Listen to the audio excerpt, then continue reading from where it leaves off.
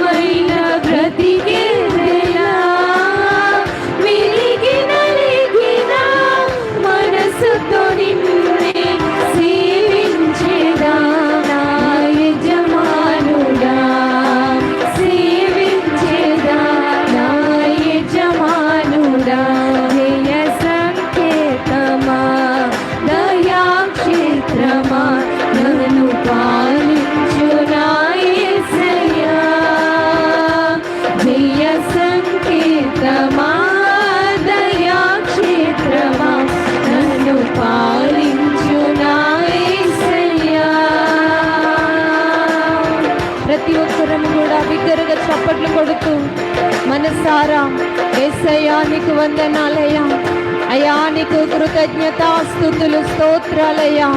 నీ ప్రేమ నా ఎడల విస్తారమైనది. అవును తండ్రి, నీకు వందనాలయ్యా.